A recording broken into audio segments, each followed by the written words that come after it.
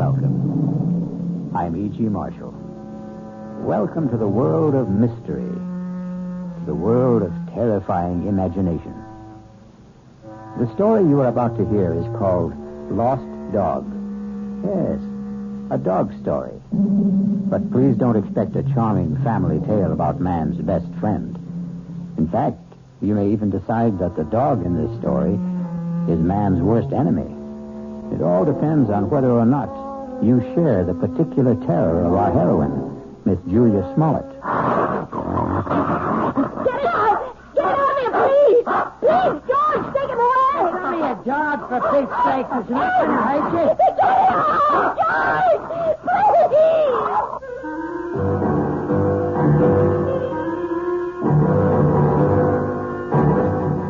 Our mystery drama, Lost Dog, was written especially for the Mystery Theater by Henry Slessor and stars Kim Hunter. It is sponsored in part by the Kellogg Company, makers of Kellogg's Special K cereal. I'll return shortly with Act One.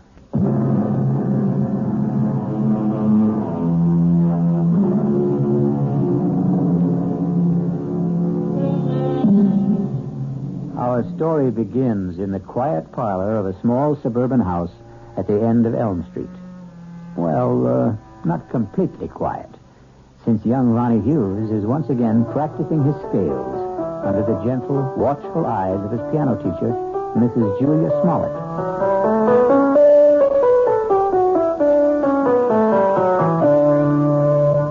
Well, that was very good, Ronnie. It was much better than last time. I still wish we could skip this scale stuff, Mrs. Smollett. I mean, I'm not saying that I'm ready to play concertos yet, but just the same... Why does it bother you so much, Ronnie? Well, playing scales makes me feel like a little kid, I guess. Oh, that's silly. All the finest pianists had to learn their scales before they could play any composition. I guess it's my fault for starting to learn to play so late in life. Ronnie, 19 years old isn't very late in life. I'm 20, Mrs. Smollett. Are you? Already? Oh, now, that don't tell me you've been coming here a full year. No, just about 4 months. But my birthday was last week. It was on Thursday. You weren't well last Thursday. Oh, yes, that's right. You still don't look well. Listen, why don't we see how well you know the chromatics? Your cheek, it's swollen. It's still swollen. Does it hurt? No, it doesn't hurt at all. It was silly of me to stumble and fall that way. Know that your husband hit you, Mrs. Smollett. Now, that's a very silly thing to say. You can't tell me it isn't the truth. I remember the first time he did it.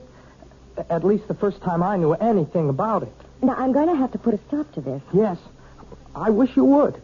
I wish you'd call the police or something the next time it happens. Now, listen to me, young man. You've been listening to a lot of foolish town gossip. Then tell me it isn't true. What I'm telling you is that it isn't any of your business. Yeah, I guess that's right. It's none of my business. I should never open my big mouth. I'll just keep it shut from now on. Ronnie. Yeah? All right. My husband and I had a quarrel. He was drunk, wasn't he? George is in a very difficult occupation. The competition is very keen, and, well, the people he has to deal with aren't always very gentle. I don't know anything about the trucking business, Mrs. Smollett. I just hate the idea of anybody hurting you. That's all. I just can't understand why he'd do such a thing. What did you do to him? Well, if you must know, Ronnie, I won't allow him to have a dog. You what? It sounds silly, doesn't it? And you're right, it is. It's silly on my part. But I'm absolutely terrified of dogs. And unfortunately, my husband wants one. He wants one very much. And that's why he hit you? Well, the argument goes back a very long ways, almost since George and I were married 7 years ago. Well, it wasn't much of a problem when we lived in the city.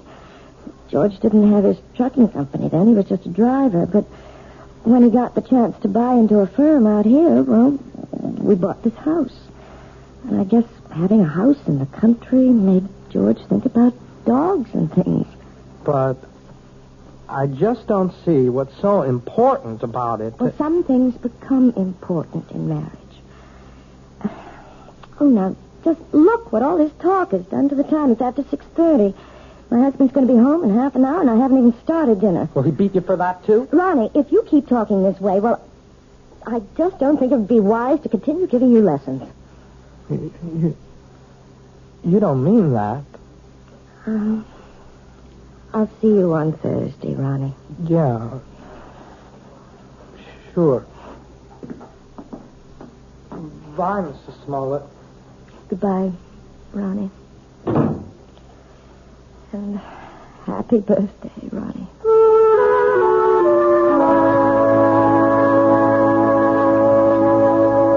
What else could I tell the guy?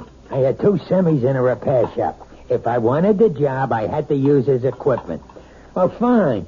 Only nobody was going to hook me for a $500 premium. Hey, are you listening, Julia? Yes. Yes, I'm listening, George. What's the matter with you tonight? I'm a little tired, I suppose. Tired? You? From what? Lifting the piano cover?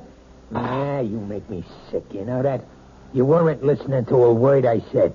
You don't care about what happens in my business. You never cared. Well, I never understood much about it. You always talk to me as if I'm one of your associates. I know what's eating on you. Think I don't know? You're sitting there like the last judgment. You're sitting there blaming me for taking that swipe at you last week. No, you're wrong. Look at yourself. You didn't even bother putting makeup on that cheek of yours. Makeup wouldn't cover the swelling. You want to remind me how much you suffer. Well, I got a hot flash for you, kid. The one who suffers around this house is me. I could enjoy this house plenty. I could have a great time if you weren't so sick in the head. You're talking about the dog again. Why not? You think I forgot? But surely it can't mean that much to you. I've had dogs ever since I was 6 years old. You never talked about it when we were living in the city. That was different. Who put a dog in that air-conditioned chicken coop? But now we've got a house. A real, honest-to-God house, Julia. A house needs a dog. Oh, George, you know I feel terrible about saying no, but I can't help myself. It's just something in me. It's a phobia, I guess, but dogs terrify me. Even small dogs, tiny, harmless little dogs. I go to pieces when one comes near me. That's all in your mind. Yes, but isn't that enough? No, not for me it isn't. Can't you understand that it's like a sickness, like a disease? Okay, so if it's like a disease, how come you never got cured? How come you never saw a doctor about it? A doctor? Yeah, that's right. You're telling me you're sick? We'll just find out. Well, where are you going? I'm going to get you an appointment, a doctor's appointment. I'm calling Dr. McCann right now. At this hour? I'll call him at home and make an appointment for tomorrow. We're going to settle this thing once and for all.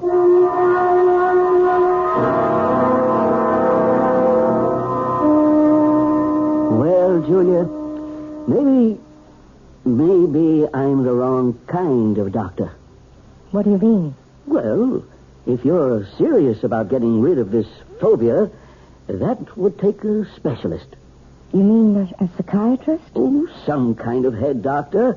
I'm sure you realize that people who are afraid of certain things, well, they've usually had something happen to them in their childhoods, some traumatic experience or other that gets stuck in their mind like a burr and won't come out. Doctor, you know we couldn't possibly afford going through analysis.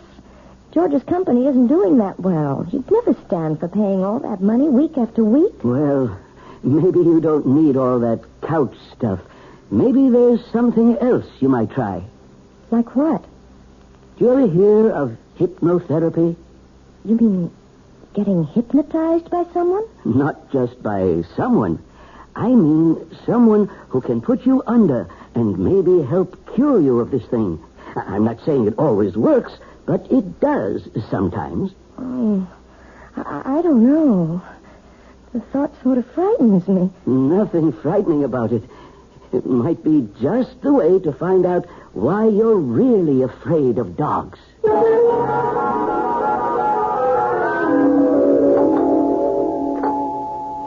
1 minute. What'd you do? Forget your key? Yes, George, I'm sorry. Why you been so late? It's almost 7:15. I went to a movie after I saw Dr. McCann. I was just so nervous. I had to get out of myself, so I went to this movie, and it lasted longer than I thought it would. Oh, that's great. Just great. Now what happens to my dinner, huh? Dinner's all ready. All I have to do is heat it. That's a fine thing. I come home early to surprise you. You're not even here. I'm sorry, George. Do you think you should have more to drink now? I mean, it won't take me more than 10 minutes to get dinner on the table. Never mind how much I drink. Besides, I'm in no hurry for dinner. I want to know what the doctor said. Well, it's just as I told you, George. There's nothing Dr. McCann can do for me. It's not something that can be cured with a pill. There's gotta be some way.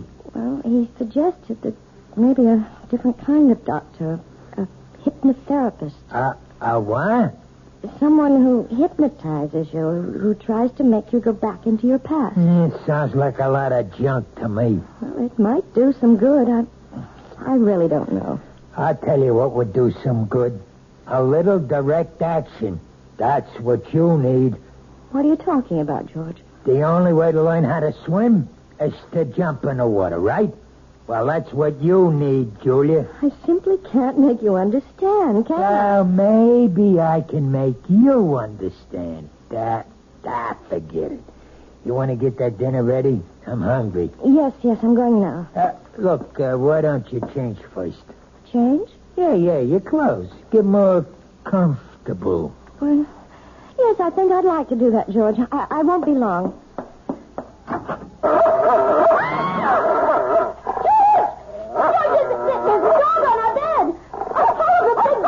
Take it easy. That's my surprise. That's it. Tell her. Please, George, take him away. It's only a dog, for Pete's sake. He's not going to hurt you. Get it out,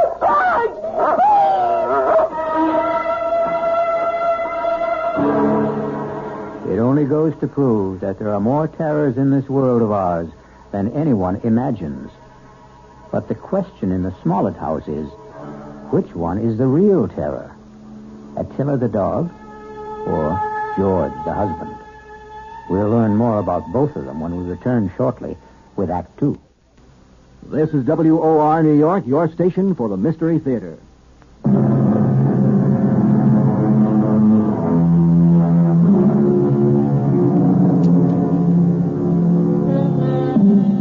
Now let's return to the plight of Mrs. Julia Smollett, the woman whose nightmares take the shape of a barking dog. How long do you want me to board the animal, Mr. Smollett? I don't know. Until that wife of mine gets her head on straight, I guess. Beg your pardon? My wife doesn't like dogs. Took one look at Attila and screamed the house down. Well, some women get scared of Dobermans. This dog's only 6 months old, for Pete's sake. Practically a puppy. Can you board my dog until my wife gets through with her treatment? Treatment? I don't think I understand. Just give me a straight answer. Oh, yes, sir. Certainly. We'll take the dog for as long as you like. We'll see how long that is.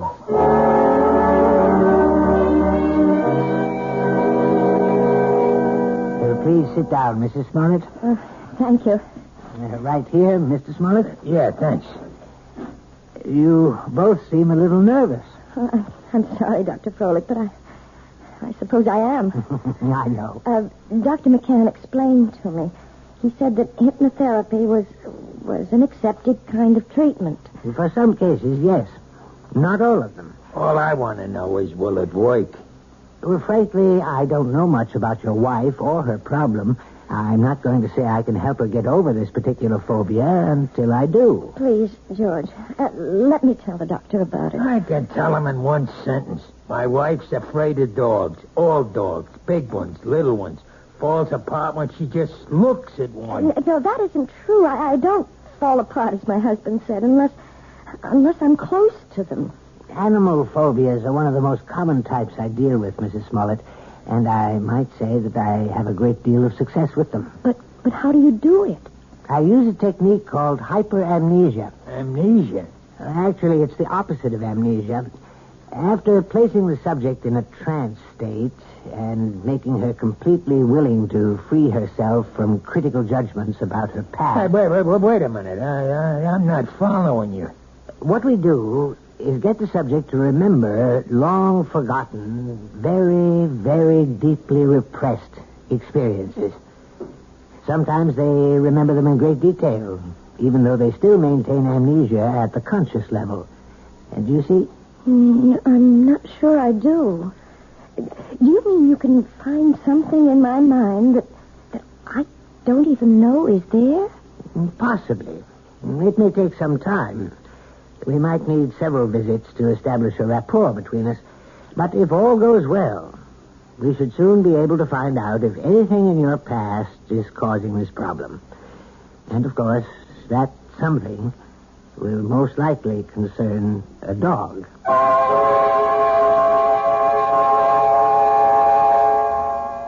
That wasn't one of Hank's longest passes, but it was a bullet right at Joe Flax, deep in enemy territory. George? 3 minutes left in the half. You home already? Whether or not the Raiders will try to go all the way. Well, what happened? How'd it go at Folix? It was all very strange. Well, come on, let's hear it. Did he get you hypnotized or didn't he? Look, I just want to hang my coat up. Look, I'm missing a big game just because I want to hear. You might as well turn it on again, George, because all that Dr. Froelich did was what he called the first stages. What does that mean? I mean, well, he put me under all right. There wasn't any problem about that. Yeah, I figured that. Tell me what he said about the dog. He didn't say anything, George. Oh, what do you mean? Just that. He didn't start talking about my problem. That's going to have to wait until I'm more receptive. What's he trying to do? Keep stringing you along until he bleeds me dry? Those visits cost $50 each, you know that? I know it's expensive, but you're the one who insisted that I go. $50 a week plus kennel charges. A couple of months of that, and I'll be hocking half of my trucks. Look, you tell that guy to get down to business. It's only my second visit, George. Well, we better start seeing some results on number 3, understand? I'm not waiting any longer. There doesn't have to be a number 3. As far as I'm concerned, we can stop right now. What are you talking about? George, I don't want to do this thing. I hate being put under. I hate anybody poking around in my subconscious for something that isn't even important to me. You mean you want to be sick? I think I'll lie down for a while. Don't you walk out on me. I'm sure you'd rather watch a football game. Oh, tell me what to do. I know. You think I'm Mr. Lowbrow. But let me tell you something, kid. You're no fairy princess anymore. Maybe that's what you used to think you were back in the old days. But the only fairy around this house is that piano student of yours.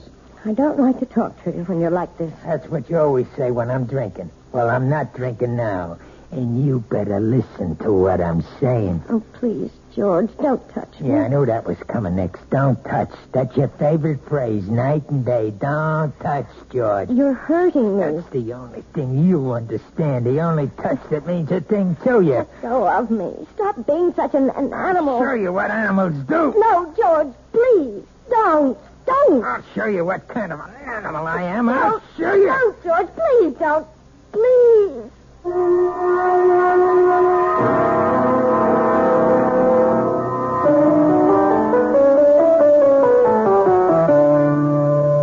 Well, I guess that wasn't much better, was it? What? You didn't think much of the performance. I mean, it wasn't exactly Horowitz, was it? No, it was perfectly all right, Ronnie, really. But you're not all right, are you? Oh, yes, I'm fine. You look awful. No, I didn't mean that. You never look awful. But you're acting so funny today. I'm sorry. I guess I have something on my mind. Can I take a guess? No. What you can take is the next page of this lesson. Listen, Mrs. Smoke. Look. Can I call you Julia? Oh, really, Ronnie? I know. You're going to give me all that stuff about teacher-student relationship. Only I'm sick of calling you Mrs. Smollett. I hate it. I hate it because it's his name. Ronnie. No. You're the most important thing in my whole life. Please, Ronnie. I don't want you to say things like that. They're not true, and they're just making it impossible for me to teach you. You know how I feel about you. I'm sure you do. You're just too smart not to have seen it. I know that you're 20 years old. Is that why you don't want me to talk about it? Because I'm younger than you are? It's flattering that you feel that way, Ronnie, but I know it's just a little crush you have. Boys go through that sort of thing all the time. Boys. Crush. Look, you're treating me like a kid. If you ask me, that's why you keep me on those damn scale exercises all the time, so you won't have to think that I'm any more of a man than those 10-year-old kids that you teach all the time. No, Ronnie. I know you're a man. Of course I do. Well, and if you think that, treat me like one.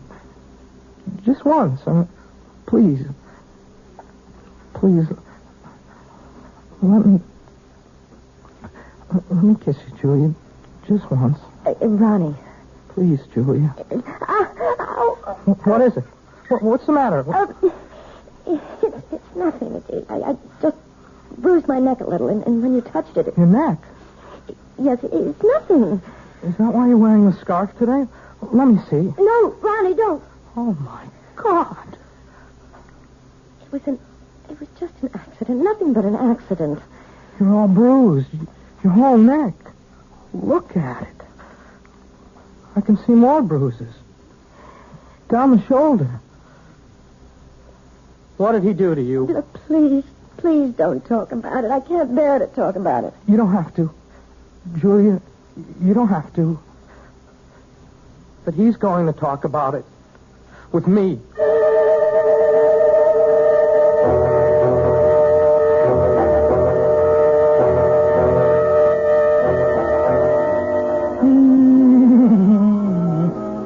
Sit down, will you? Doesn't that bring back memories? Hey, Julia. What? That song. We used to dance to it, remember? In the girl room, first year we were married. Hey, you want a drink? No, thanks. You're drinking enough for both of us. Makes me feel good. Yes, I know. I should think about wives. They ought to do what their husbands do. A man needs a pal, not just a wife. I'm sorry that I'm not a pal, George. That's why I need a dog, you understand? A man's got to have a friend. Somebody who understands him, you see? You really think that dog, what's his name, would understand you? His name's Attila. Attila. That's an awful name for a dog. A frightening name. Everything scares you, even names. Oh, who the heck is that? I don't know. Hello, Mr. Smollett. Hey, what is this? Since when do you give piano lessons at night, Julia? Ronnie, what are you doing here? I didn't come for a lesson. I came to talk to Mr. Smollett. You want to talk to me? About what? May I please come in, sir? Yeah, sure. Come on, Sonny. Ronnie, you shouldn't have come here. I won't stay long. I just want to say something to your husband. Sure, kid. Go ahead. I wanted to say that I know what you're doing to Julia. I know how you've been hurting her, and I won't let you get away with it. What was that? Oh, Ronnie, no. Look, even if she doesn't want to say anything about it, I will. You touch her again, I'll go to the police. I mean that.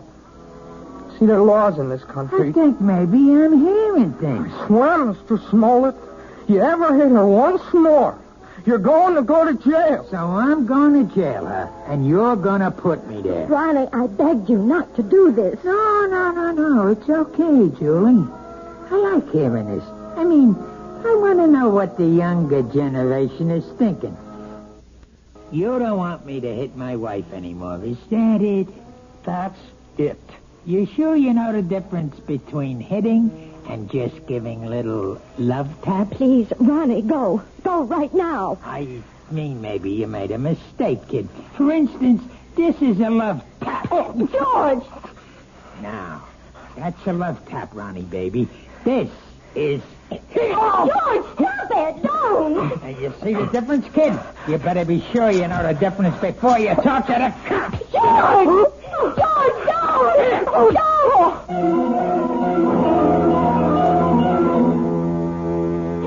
Yes, it's sad to realize that all men who love dogs aren't necessarily lovable themselves. But obviously George Smollett is a man who believes that brute force trains people as well as animals. He may be right in some respects, but perhaps he should be aware of the old saying that every dog has his day. I'll be back shortly with Act 3.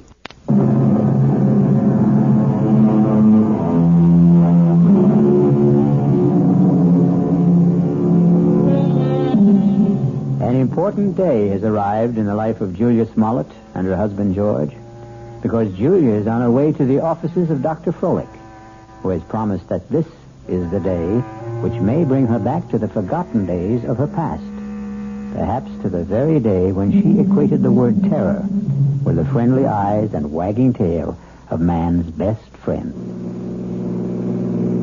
This better be the payoff. That's all I've got to say. I hope you're not disappointed, George. Well, at least you're talking to me. That's the first word you've said to me in 2 days. I haven't had much to say. Look, the kid Ronnie's all right. I didn't mark him up. He's still as pretty as ever. That worries you, doesn't it? Nobody's got a right to walk into my own house and say those things to me. You have nothing to worry about, George. Yeah, that's what you say. $50 a visit is something to worry me, and $40 a week for the dog, and a lot of other things. We've also lost a piano pupil. I suppose you realize that. Who cares about that? Ronnie paid $20 a week for his lessons, George. I won't miss it. Not as much as you'll miss your little Prince Charming. Well, what about it? About what? You're going to miss him, right? You're not going to have any shoulder to cry on, are you?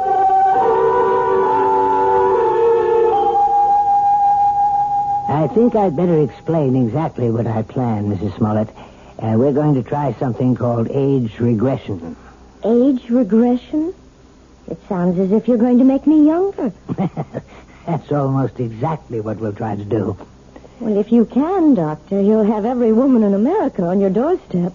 All I'm going to do is attempt to take your mind back into your own past.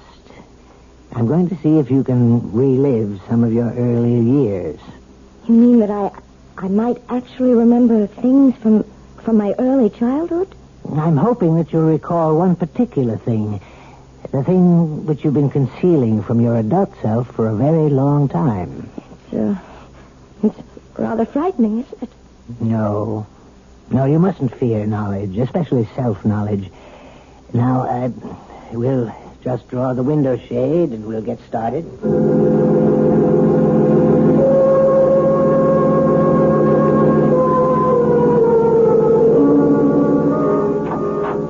Mr. Smollett, would you like to come inside? Me?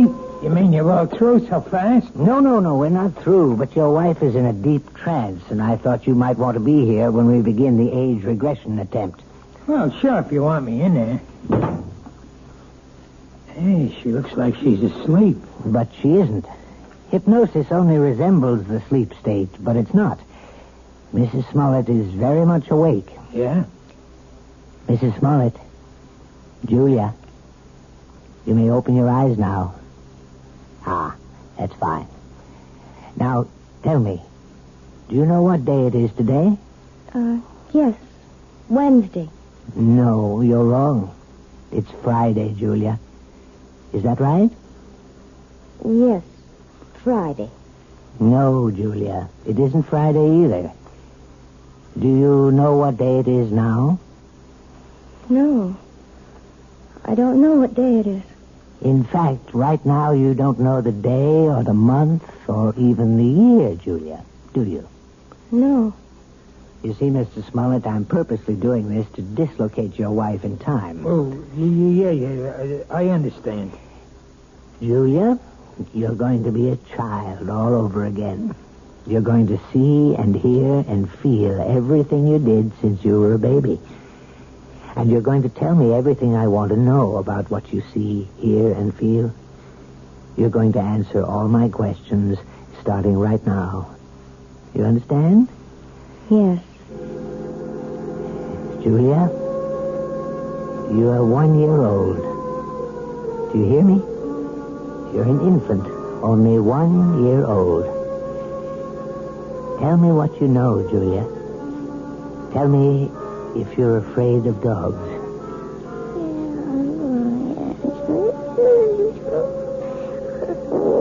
Oh, my God. You sound like a happy baby to me, Julia. I don't think you had any fear of animals when you were a little baby. Did you? Now you're 2 years old, Julia. You can probably say a few words now. Are you afraid of dogs? No. And now you're 3, Julia. You're growing up very quickly. Now you're a big 3-year-old girl. And are you afraid of dogs now, Julia? No. I'm not afraid of Bow Wow. You're 4 years old now, Julia. Tell me if you're afraid of dogs now. It's all right to shake your head as long as you tell me, Julia. Now you're 5 years old. What? Still not afraid of dogs? No, I'm not afraid. Now you're 6, Julia. 6. This can go on forever. Please, Mr. Smollett. Not afraid at 6, Julia? Then let's be 7 years old. You're 7 years old. Still not afraid, are you? Now, what about 8? You're an 8-year-old girl now. Topper. What was that? Topper. Poor Topper. What's she saying? Julia, who is Topper? Is Topper a dog? Topper's my dog. Where is Topper now, Julia? Topper's dead. They put Topper away. Then they killed him, and it's all my fault. It's all my fault. What's your fault? What did you do, Julia? No. It's his fault. It's Bobby's fault. Who is he, Julia? Is Bobby a friend of yours? I hate him. He teases me all the time. I'm glad I did it. I'm glad. Only don't kill Topper, please. Please don't kill my dog. Does all this mean something? Yes, it means a great deal, Mr. Smollett. Julia, now please listen. I want you to tell me all about Bobby and Topper. Bobby lives next door. He's 10. He teases me. He pulls my hair. He tore my dress. He put mud in my shoes, and he hit Topper with a rock. Mommy! What happened, Julia? Why are you calling your mother? What's happened to Bobby? He's killed him! He killed him! Who? I warned him. I told him what I would do. I told him. Was it Bobby you warned? Take him, Topper. Kill him. Kill him. Kill him. Oh, my God. Quiet. Julia, listen to me. I want you to explain everything to me very clearly. Did you tell your dog to hurt Bobby? Yes. Did he hurt Bobby? Did Topper kill him? No, he hurt Bobby. He didn't kill him. He hurt Bobby in the neck, but they killed Topper. They killed my dog. And it's my fault. It's my fault. Well, I think we found the lost dog.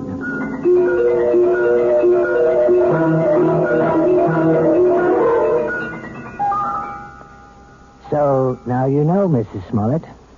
Now you may be able to understand.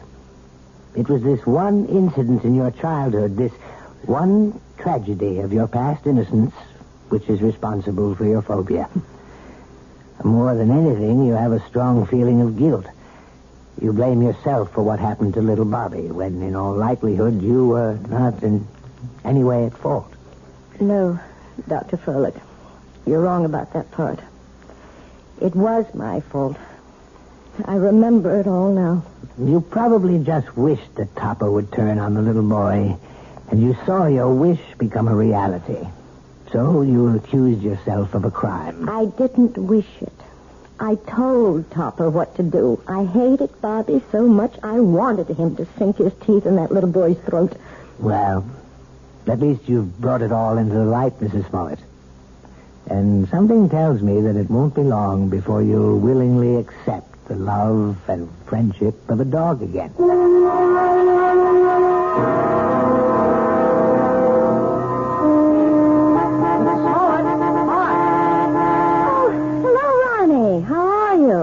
I'm okay, I guess. That looks like a brand new car you're driving. Oh, yeah, it is. My parents gave it to me for my birthday, but, well, it took a couple of months to get it here from the factory. Well, you see, I wanted a couple of special things done to it. It's very handsome, Ronnie. I'm sure you're enjoying it. Yeah, it's great. I guess you've been shopping, huh? Yes, I have been. Ronnie, maybe you'd like to come inside for a few minutes for some tea or something? I'm afraid I can't right now. See, I'm supposed to pick up Lisa at her house. Lisa? Yeah, Lisa Bryant. We, sort of going steady now. Yes, of course. Well, it was very nice running into you, Ronnie. Yes, it was. Hey, by the way, you're looking, well, you seem real fine these days, Mrs. Smollett. Yes, Ronnie. I'm really very fine. Now I've got to go inside. It's time to feed Attila. Who? Goodbye, Ronnie.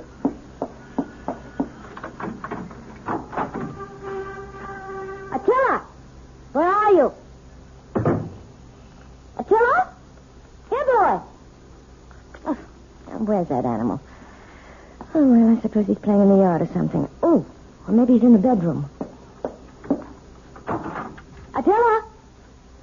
No, not in there. Oh, I see George's jacket's back from the cleaners. I hope they haven't taken all the smell out of it. No, they couldn't do that. Nothing will ever take the smell of George out of anything.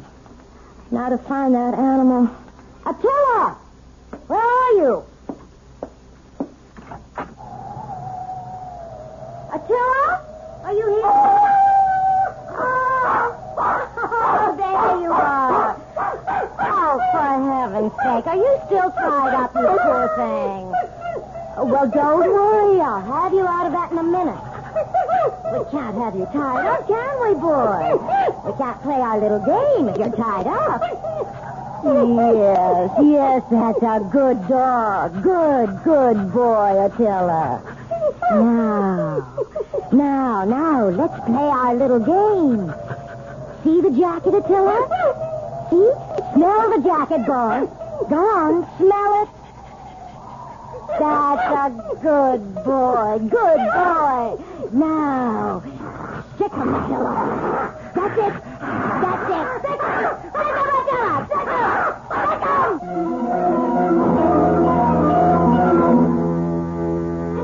Who said a dog has to be man's best friend?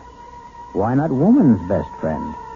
Especially a woman like Julia, who is just learning how really helpful a dog can be. Or rather, she's remembering how helpful. And one day soon, George Smollett will come home to a very surprising greeting from his own pet. I'll be back shortly.